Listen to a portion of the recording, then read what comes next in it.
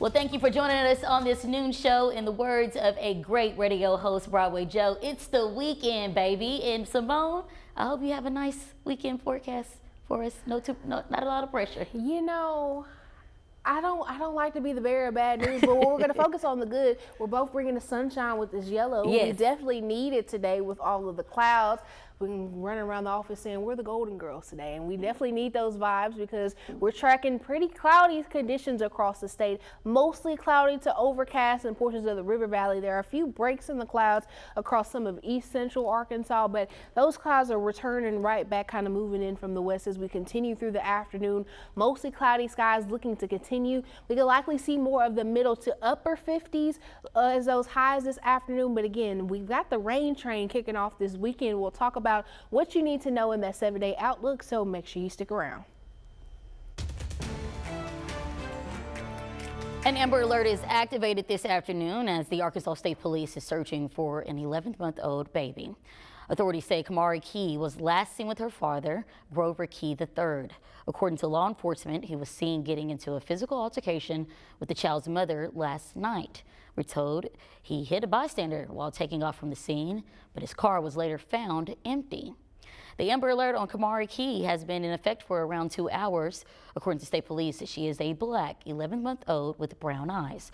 As for Grover, he's said to be wearing black pants with a True Religion jacket. Anyone with details is asked to reach out to Little Rock Police.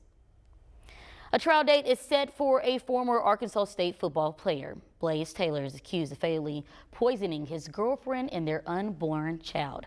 Court records show his next court appearance is next October. He has been out of jail since April after posting over a $2 million bond. What new details are unraveling about the day prior to the United Healthcare CEO's killing? Luciana reports on what investigators are learning.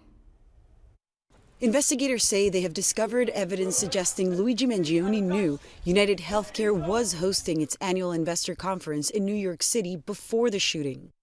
The NYPD tells CBS News there is no indication that Mangione was ever a client of United Healthcare. Officials believe the company may have been targeted due to its status as the largest health insurer in the United States. Meanwhile, the Manhattan District Attorney's Office has begun presenting evidence to a grand jury as they try to extradite Mangione from Pennsylvania to New York. The delay, a possible strategic move by his defense team. Not waiving the extradition does buy them a little extra time. They now have to wait for Governor Hochul to issue that warrant, and it just gives them more time to prepare their defense. All this while Mangione remains detained more than 200 miles away. Luigi Mangione is being held in this state prison in Huntington, Pennsylvania, under maximum security. Prison officials tell CBS News that he is in a cell by himself, but not in solitary confinement, that he does not get to interact with other inmates, and that he has not become violent. Also, the NYPD tells CBS News that during his time in detention here in Pennsylvania, he has not made any incriminating statements to investigators. After biking through Central Park and taking a cab to the George Washington Bridge bus terminal, authorities say Mangione didn't leave the city, but actually returned via subway down to Penn Station in Midtown Manhattan, just a mile away from the crime scene. Now investigators are looking into whether then he traveled by train to Pennsylvania. Lilia Luciano, CBS News.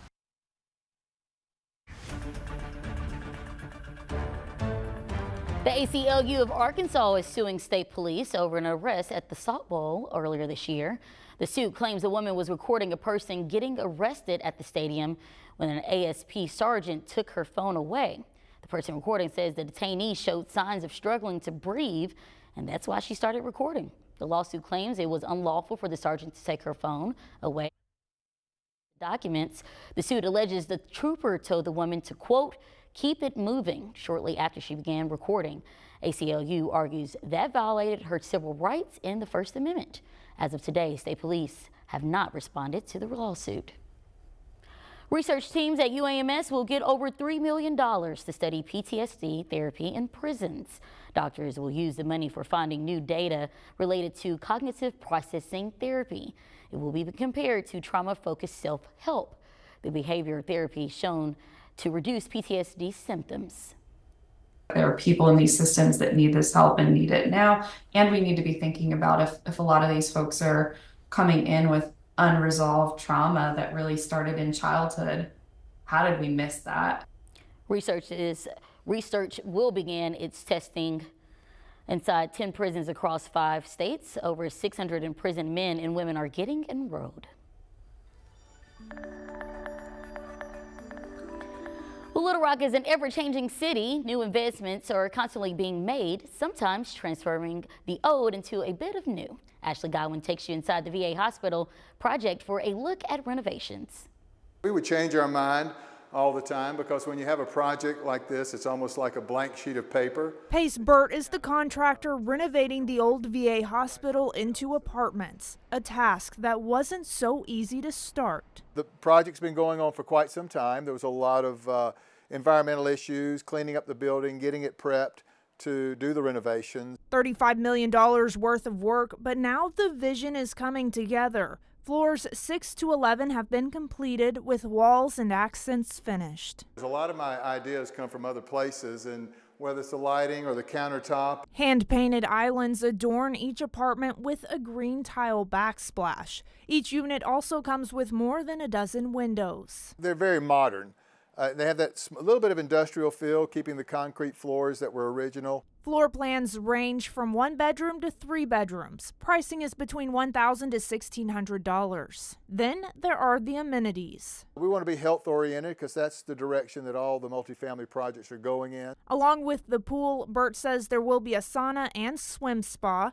There will also be a gear garage to rent outdoor items for camping, hiking, and biking. Karaoke jam room. Indoor pickleball courts, so there really no stone has been unturned to make sure that we have every amenity possible. Burt hopes to have construction finished within 60 to 90 days. In Little Rock, Ashley Godwin, THV 11 News. Global industry leader Wilspun Tubular held a groundbreaking ceremony Thursday. It was for a facility they call a port megasite.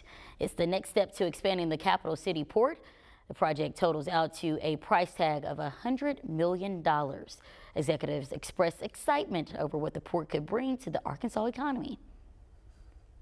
It represents more than an investment that will add an additional 175 jobs to the Little Rock region. It's a recommitment to our valued customers and to this community that we call home. The company wants to have the facility completed by early 2026. Middleton Heat and Air is rolling through the capital city. Their toy procession will make a special delivery to the Arkansas Children's Hospital that starts in under 2 hours. Teams will start delivering gifts immediately on arrival. We'll be there working to bring you new footage tonight.